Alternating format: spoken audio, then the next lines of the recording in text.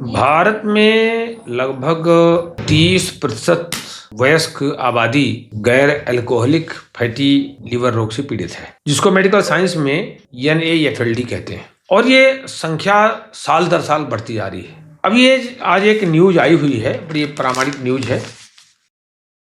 Non stick बर्तनों से fatty liver का खतरा। हमारा स्टैंडर्ड बढ़ गया। हमने अपने स्टैंडर्ड के चक्कर में सारी पुरानी परंपराएं नष्ट कर दी, उनको तिलांजलि दे दी।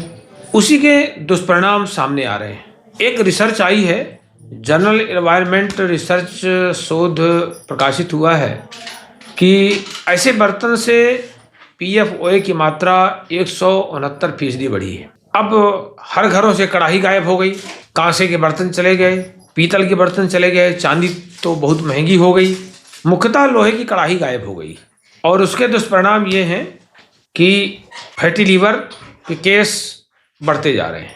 खासकर ऐसे बर्तनों में बनाया गया जो भोजन है, वो ये रिसर्च में ये भी बताया गया है कि बच्चों के लिए बहुत नुकसानदायक हो रहा है। ठीक है, आप कम से कम बच्चों पर कृपा करिए। हमारे बच्चे इस देश के होनहार नागरिक हैं, तो इन पर कृपा करने के लिए हम तथाकथित स्टैंडर्ड का त्याग करके और अपने भारत की ओर लौट आए, पुरानी परंपराओं की ओर लौट आए। रिसर्च में बताया गया है कि इन बर्तनों में बनाया गया जो भोजन है वो खास तौर पर बच्चों के लीवर और सेहत के लिए बहुत ही खतरा है। विशेषज्ञों ने बताया है कि नॉन स्टिक बर्तनों की कोटिंग में PFAS जैसे रसायन पाए जाते हैं, और जब इनको गर्म किया जाता है तो रसायन जो है भोजन में घुल करके शरीर में प्रवेश करते हैं। परिणाम ये आता है कि जब हम रोज इन पर भोजन बनाकर खाते और खिलाते हैं तो लीवर में वसा जमने लगता है, और उससे जो नुकसान हो रहा है, हार्मोनल असंतुलन होने लगता है। इसी तरह से वाटरप्रूफ कपड़ों और इलेक्ट्रॉनिक्स में पाए जाने वाली ये रसायन जो है शरीर में जमा होकर के मेटाबॉलिज्म और लीवर फंक्शन पर बुरा असर डालते हैं।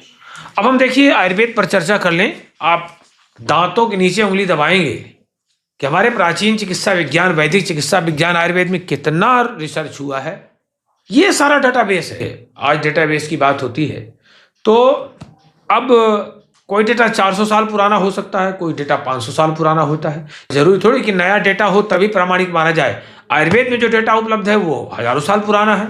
तो हम चर्चा कर लें कि आयुर्वेद में भोजनादि पात्रों के बारे में बताया गया है।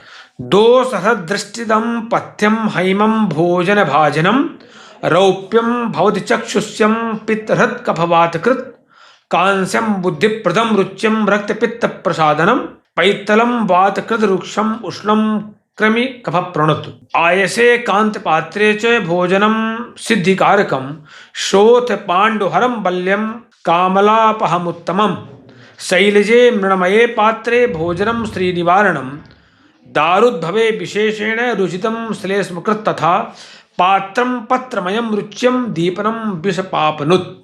कहते हैं कि अगर भोजन के पात्रों में, भोजन के पात्र के रूप में सोने का प्रयोग करते हैं तो कहते हैं कि ये दोषों को दूर करने वाला है और नेत्र ज्योति बढ़ती है इससे, और जो बॉडी के चैनल्स है उसके लिए बड़ा लाभकारी है। चांदी का भोजन पात्र, चाहे बनाने का हो चाहे खाने का हो, आचार्य कहते हैं कि नेत्र के लिए बहुत लाभदायक है। आज बच्चों को चश्मा लग रहा है, आप भोजन पात्र प्रयोग नहीं कर सकते हैं तो इतना तो कर सकते हैं ना। एक छोटा सा उपाय हम बता देते हैं कि जैसे दाल छौंकते हैं तो दाल छौंकने के पहले घी गर्म करते हैं, तो हींग जीरा जो भी डालते हैं, और जब खूब कड़कड़ा जाए उसी समय असली चांदी का टुकड़ा आप रखिए घर में, असली चांदी की बात कर रहा हूं मैं, और उसको भी डाल दीजिए उसमें और उसका छौंक लगा दीजिए, तो चांदी का अंश आ जाएगा आपके भोजन में।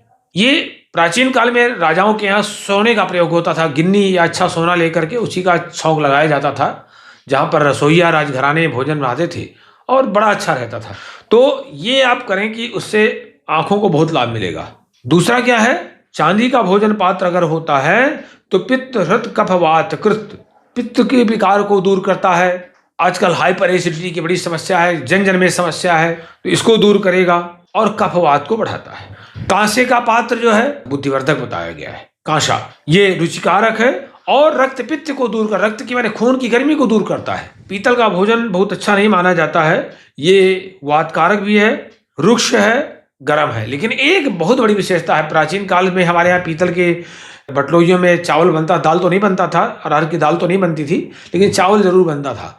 और भोजन भी लोग करते थे उसमें, अरहर की दाल जरूर नहीं डालते थे, लेकिन मूंग की दाल डालते थे।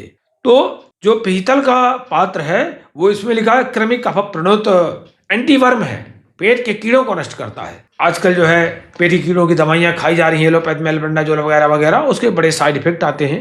पीतल के पात्र में भोजन करने से या भोजन बनाने से ये अपने आप औषधि हो जाती थी। लौह पात्र के बारे में आया हुआ है, अगर कांत लौह पात्र में भोजन करते हैं तो सिद्धि प्राप्त होती है, देह सिद्धि प्राप्त होती है, और सूजन को माने शोथ को दूर करता है, ये खून की कमी को दूर करता है। कड़ाही तो हमेशा लोहे की ही प्रयोग करनी चाहिए, हमेशा, उससे आपको ऑटोमेटिक आयरन मिलता है। पत्थर में भोजन बनाने और खाने का दोनों का विधान नहीं है। प्राचीन काल में जो पलाश होता है, जिसको हमारे यहाँ टेसू कहते हैं, छ्यूल कहते हैं, दक्षिण भारत में केले के पत्तों में भोजन किया जाता है, तो पलाश के पत्तलों में भोजन करने से बड़ा लाभ होता है। शास्त्र कहता है कि पात्रम पत्रमयम रुच्यम दीपनम विषपापनुत, पत्तल में किया गया भोजन रुचिकारक होता है।